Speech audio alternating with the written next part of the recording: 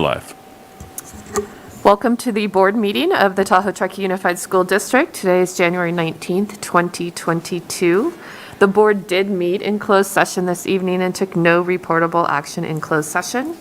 Will you all join me for the Pledge of Allegiance? I pledge allegiance to the flag of the United States of America and to the republic for which it stands, one nation, under God, indivisible, with liberty and justice for all. Thank you.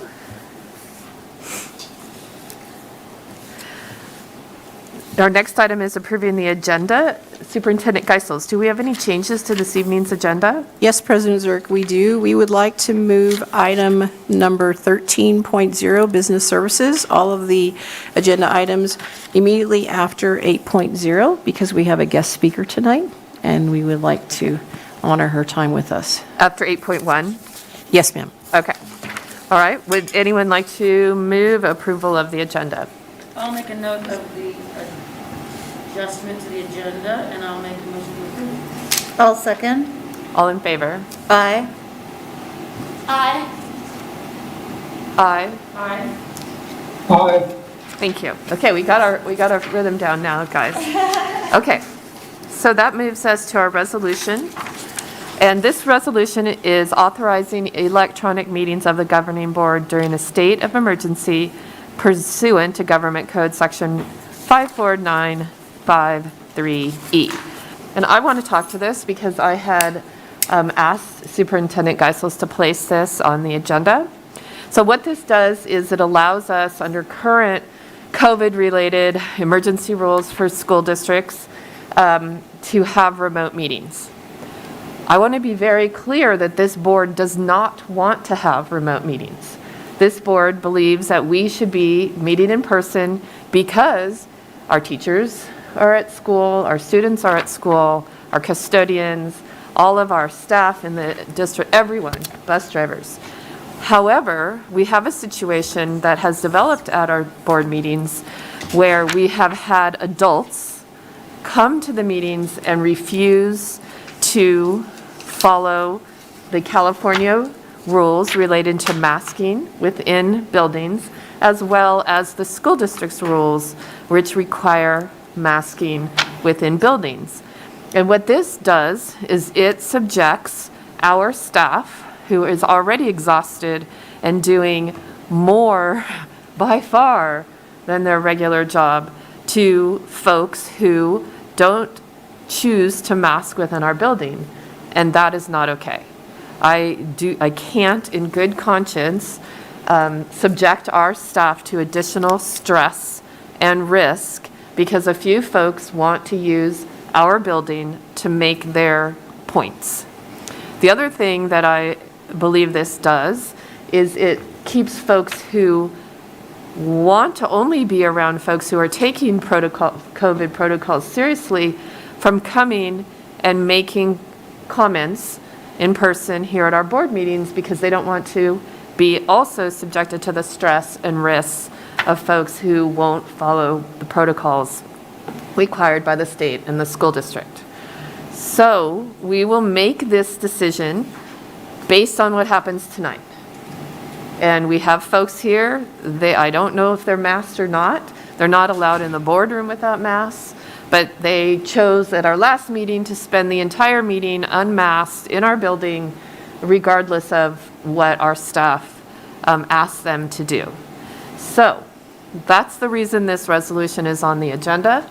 That's the only reason this resolution is on the agenda and the only reason that we would go to remote meetings. So that's my introduction to this resolution. I don't know if any other board members have anything they'd like to say about this. My comment is thank you for doing that. And Yeah. Okay. So, is there any public who indicated they would like to speak to this resolution, Ms. Sabatini? No. No?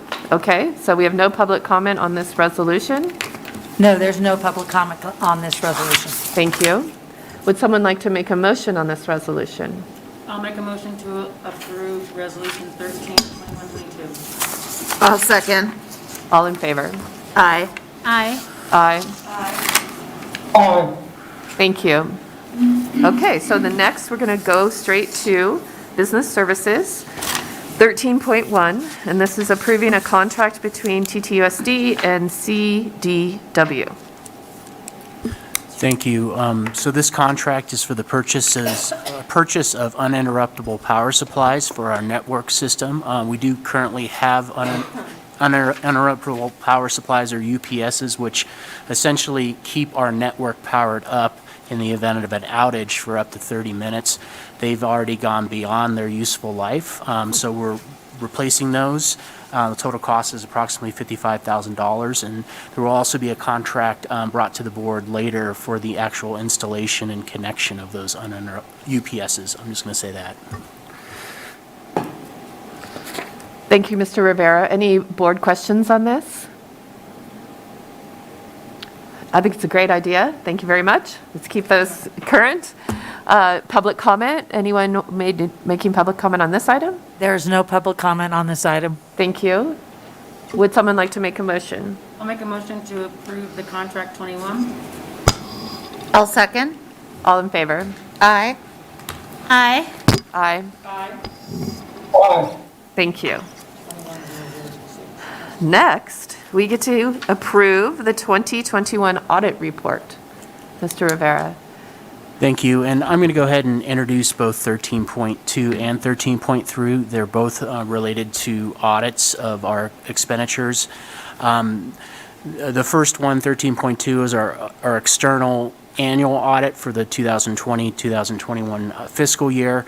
It's essentially the final closing of that fiscal year, and it includes not only an audit of our finances, both revenues, expenditures, and accounting, but also state, local, and federal compliance with certain use of funds, as well as CDE and state requirements for California K-12 school districts, which includes instructional minutes, instructional days, pretty much look at the whole gamut of, it's a pretty long checklist. So that's the first one. 13.3 is related to our general obligation bonds, which, if you recall, are called Proposition 39 bonds. So there's certain requirements associated with the expense of those. One of those is that we need to have an external audit on the use or expenditures of those funds.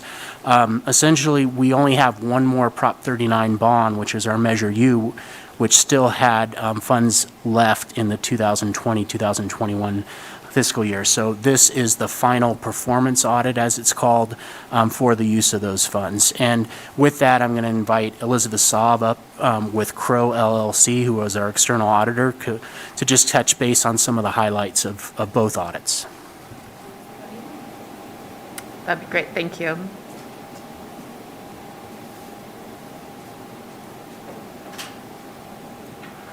Hello, can you hear me? Yes, Okay. we can. Good evening. Thank you for having me. Thank you for bumping me up on the agenda. Really, my family appreciates that. So like Todd mentioned, I'm going to walk you through the external audit.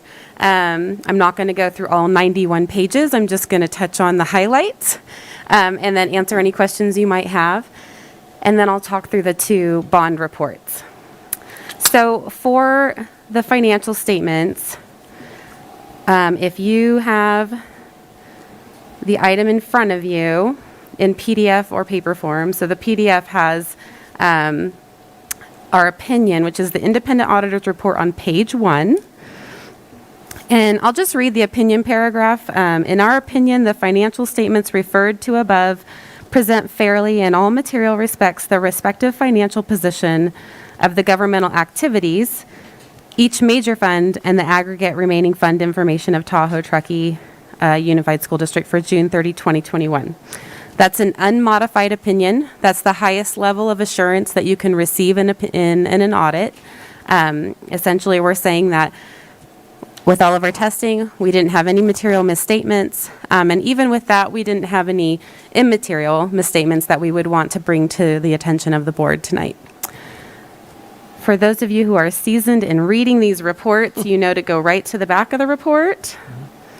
So I'm just going to scroll there on my computer. It's page 79 of the audit report, page 86 of the PDF. And this is a nice summary of the auditor's results. So it says the financial statements first, unmodified opinion like we just talked through, internal control over financial reporting. It just lays out that we had no material weaknesses, no significant deficiencies to bring to your attention, and we didn't have any non-compliance material to the financial statements. So very clean, everything looked great, which is a huge accomplishment for, especially our districts. That they've been dealing with constant change in rules, constant, here's funding, but we're not going to tell you what you can do with it. And then here, you have to spend it by this time, and oh, just kidding, you have 3 more months to spend it, or whatever. So it's been really, really challenging for everybody involved. So really well done for the business office. Their checks and balances, their people have worked really hard to achieve that.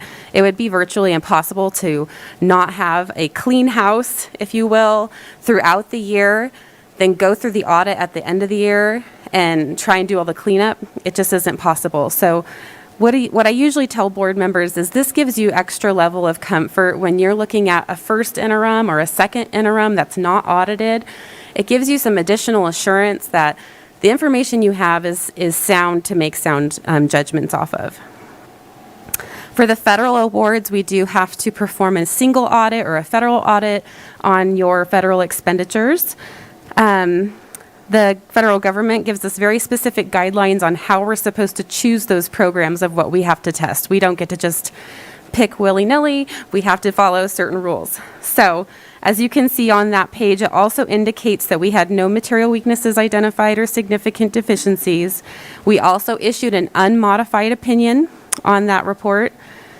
And it indicates the 2 major programs that we selected. One of them was the coronavirus relief funds, the learning loss mitigation, and the other was the ESSER funds, or ESF funds, whatever you want to call them. So it was kind of a group of funding that all got put together into the pot that we had to test and ensure everything was spent appropriately. We had no findings to note. And then lastly, your state awards. For the state compliance opinion, if you scroll up a few pages or flip forward a few pages, you'll see the entire audit guide is listed out of what the state requires us to look at for state compliance. And it'll say, yes, we tested it, or no, see below, this is why we didn't test it. But it's something to highlight there is the state does not allow us to function off of a materiality approach when it comes to audit of the state compliance areas. All the other audit worlds, you have a materiality threshold, right? Otherwise, you'd be looking at everything. So what that means is if we found one weekly attendance log that wasn't turned in, that's automatically going to qualify your opinion, and we automatically have to report it to you, even if it has no dollar impact or anything. So that's all being said to let you know that it's very common to have a qualified opinion in this compliance audit because of that reason. It doesn't matter what it is. So we have to report anything that we find. So this opinion is qualified, and there's one finding that is on page 82 or page 89 of the PDF. It's related to your instructional materials. And essentially, the sufficiencies of textbooks and instructional materials that you typically go through that resolution in the fall timeframe, it was passed over and missed. And there's a response from management as to why that happened. And basically, it was an oversight from my recollection. The last thing I will say in relation to that, first of all, this doesn't give me any real concern because it doesn't have a financial impact to the district, which is positive. You basically need to remedy it, which your management team is already in the process of doing. But this has not been uncommon at all of our districts that we've been dealing with. There's just so many things that the district employees are so many hats they're trying to wear and deal with, that things like this have been missed. I feel like every single district we've done has had something like this that has just been an oversight. So nothing to be terribly concerned about, but we are reporting it to you so you're aware. Any questions on the financial audit Bless you. No? Okay. Overall, great results and exactly what you would want to see at the end of the process. I will move over to the Measure U bond financial statements. It's the 14-page PDF if you have that handy. So we have to issue 2 reports. We do an audit over the financial statements specifically over Measure U, and then we do a performance audit, which is the compliance side of testing the expenditures, making sure that the expenditures were spent in line with the ballot language. So like Todd said, this is the final audit. If you scroll down to page 1 and 2, this is our auditor's opinion. So again, there's the opinion paragraph that reads, in our opinion, the financial statements referred to above present fairly in all material respects the financial position of Tahoe Truckee Unified's Measure U GO bonds. And then there's an emphasis of a matter paragraph just to draw out for the reader, making it very clear this is just Measure U. It has nothing to do with the rest of the financials of the district. It's just Measure U, just to be clear. And then you can go down to page 3, and it's a little balance sheet. And you can see that the fund balance line item is a 0. So everything's been cleared out as far as the dollars there. And on page 4 is the little income statement of all the expenditures. So you had total expenditures of $423,321. So just log that expenditure dollar amount in your mind when we move over to the next report. So unmodified opinion, no findings to report on that part. Moving over to the performance audit report, it's 6 pages. We subjected that $423,000 to compliance audit requirements. On our independent auditors report, page 1, the opinion looks different. It's not the same type of opinion, so we just basically give you the conclusions or the results of our procedures.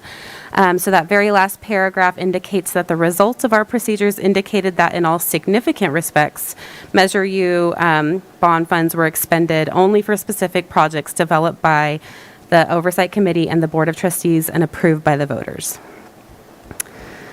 Continuing down on that, you've got the background. We actually include the ballot language and the project lists that our staff use to check and look back to as they're testing. And then the very last page has a scope and methodology paragraph. So you can see in the methodology section, it shows you that we selected 15 expenditures. It totaled $373,000, represented about 88% of your total expenditures. So that's a pretty significant amount of expenditures of coverage that we got. And we also looked specifically at 4 payroll expenditures to make sure all of those were properly supported and validated for the bond. I know I just went through a lot. Any questions? I have one comment. Sure. On the earlier report. Mm-hmm. A finding, you said findings were common. Findings have not been common for Todd. This is the first time that Todd and his team have come up with a finding. Yeah. I had to look it up. What's this finding stuff? That is a great point, and that's very, it's a good point. Bad choice of words, I guess, but common for districts this year. But yeah, it's really been a challenge. You just really can't fault them for, little things like that falling through the cracks. But yes, good point. I'll make a comment too. Yes, that's a little thing falling through the crack. But the big thing is Todd and his staff went through the audit, which is a huge thing. It is. And it's a ton of work. It is. And they do it quietly and gracefully. Yes. So thank you very much. So is that okay? We'll still keep Todd then? If he'll have us. Yeah, in the last couple of years, we've had to do it virtually, too. Yes, Oh, we that's have. We've right. done our audits 100% virtually for 2 years. Yeah.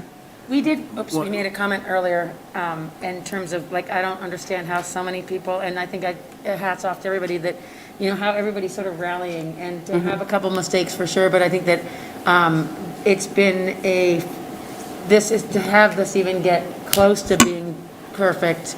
Yeah. Is a huge, huge deal, and with all of the stuff we've done, Todd, I'm impressed. Yeah. Thank you. And I we're think- not gonna worry about that little thing.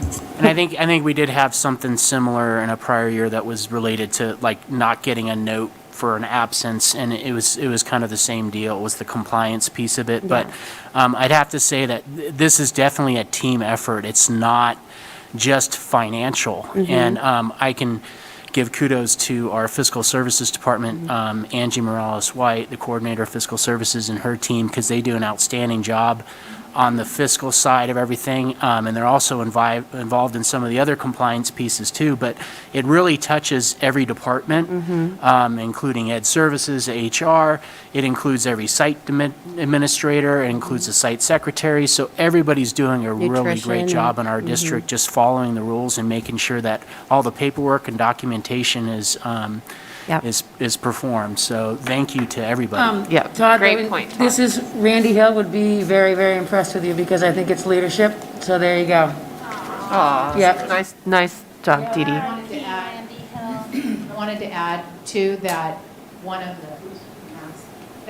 the oversights with the instructional materials was actually Ed Services. So to make sure his reputation is it was our oversight, so there you go. Nice, Val. Remember, we gotta own it. Yeah. There you go. It happens. Okay, so, do we have any public comment on the audit?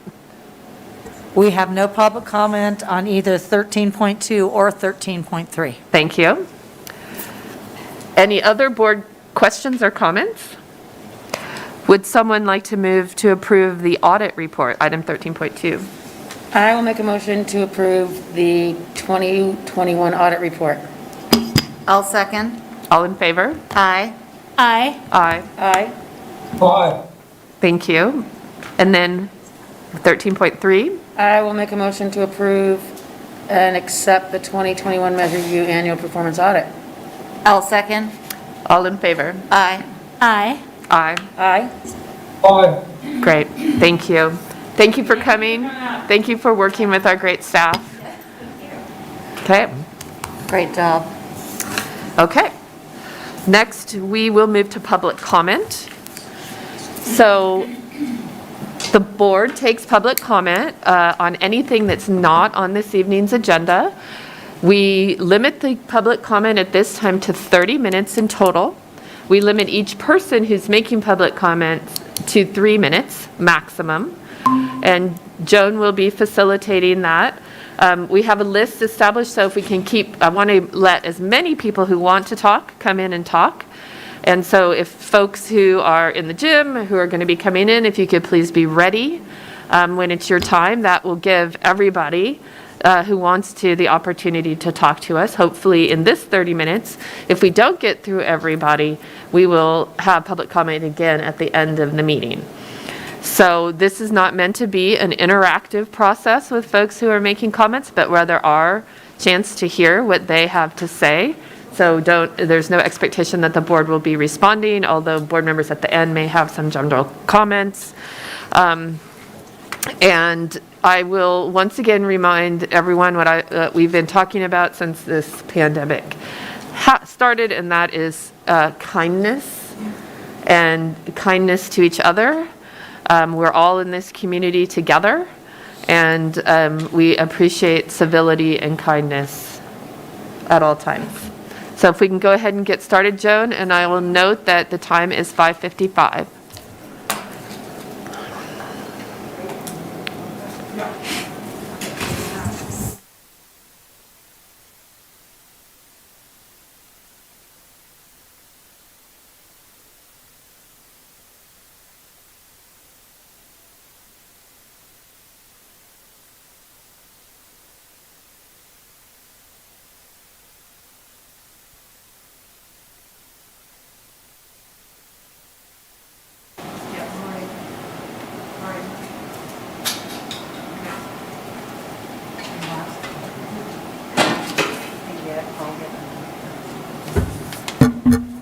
Test.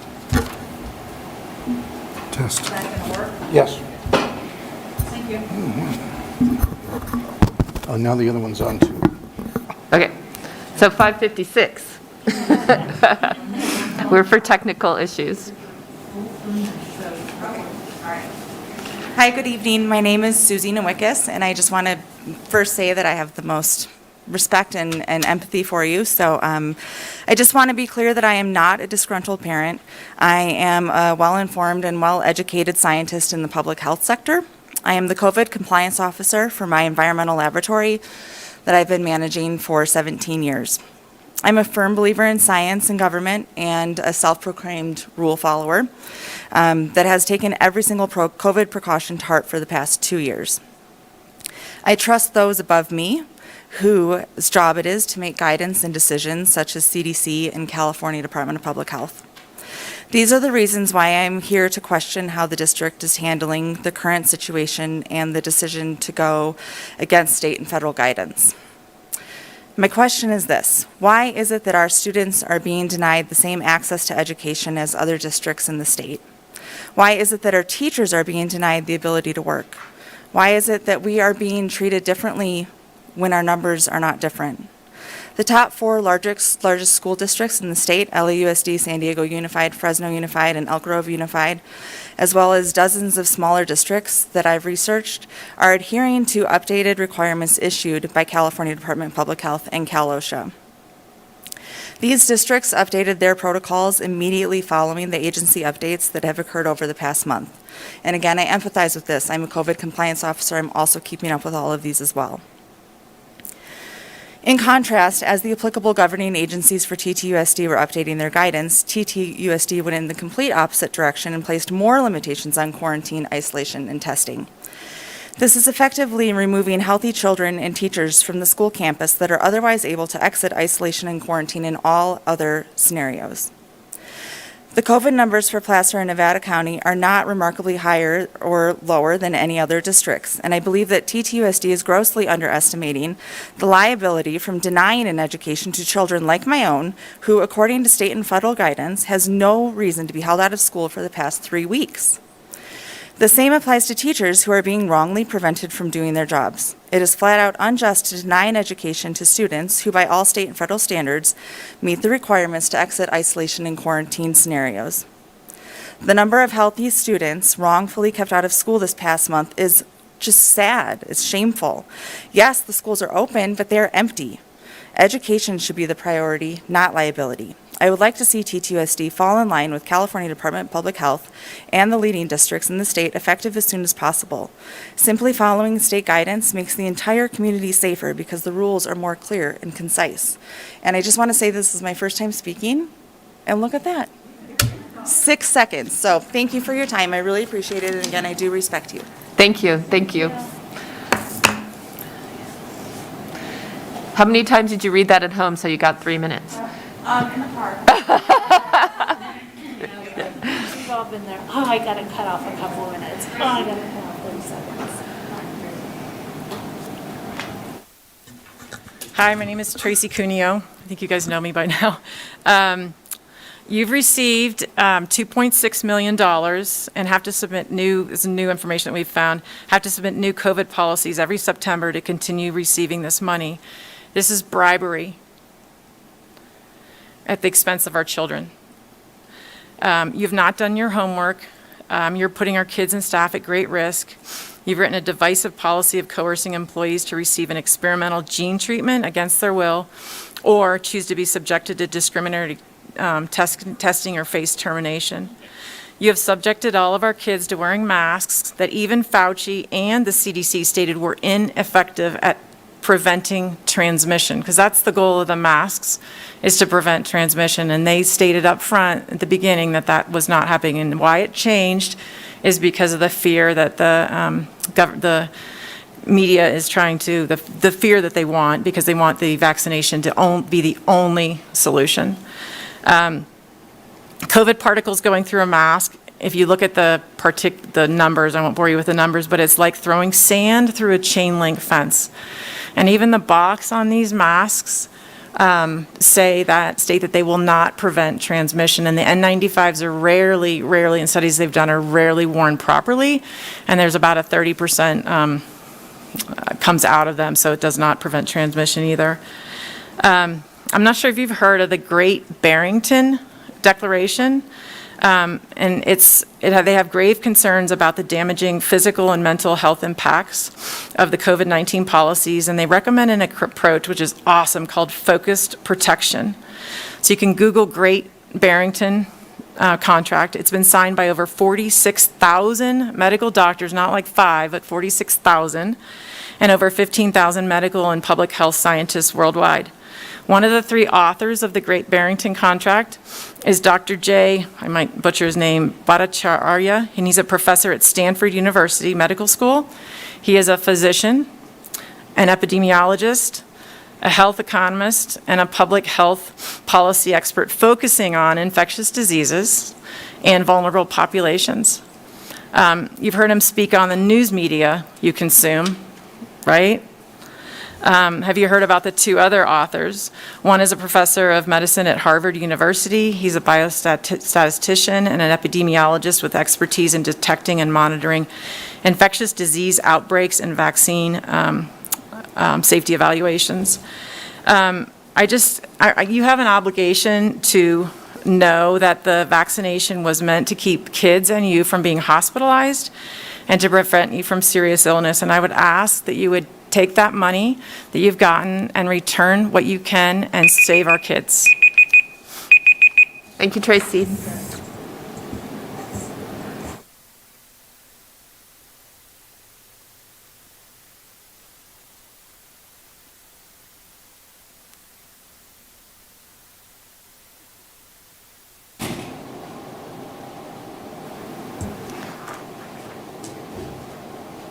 Hi, my name is Mark.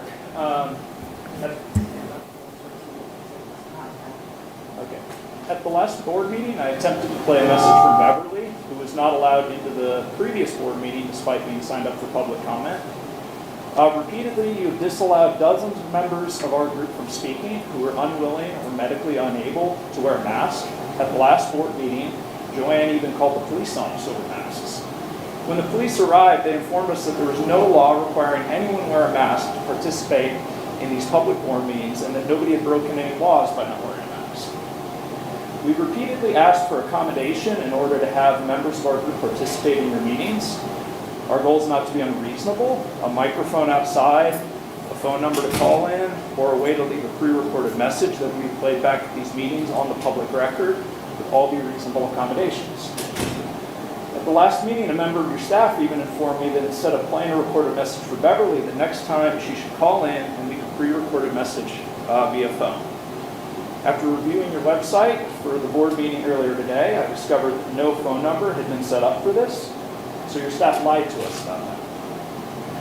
I believe that the suppression of public comment is in violation of the Brown Act. You are public servants and are required by law to allow any member of the public to comment, and you do not have any ability to disallow people from commenting who are not breaking any laws. This is a warning. You've now all been informed that your behavior is illegal, and how to reverse course and how to provide reasonable accommodation to our group. If you do not provide reasonable accommodation at the next meeting, we're going to have our attorney file charges against all of you for violating the Brown Act. We generally understand everyone is allowed to comment. Police are out here who said there's no law about masks, and so we expect that you will, open public comment and allow people in our group who do not like the masks to, have a way to comment, which you haven't provided. So, that's my comment to the board, and, Leave the room now. Thank you very much. You need to leave the room now. Time isn't over. You need to leave the room now. We'll adjourn the meeting and the meeting will be over if you don't leave. It's over for me. Okay, fine. The meeting is adjourned. That's it. We're done.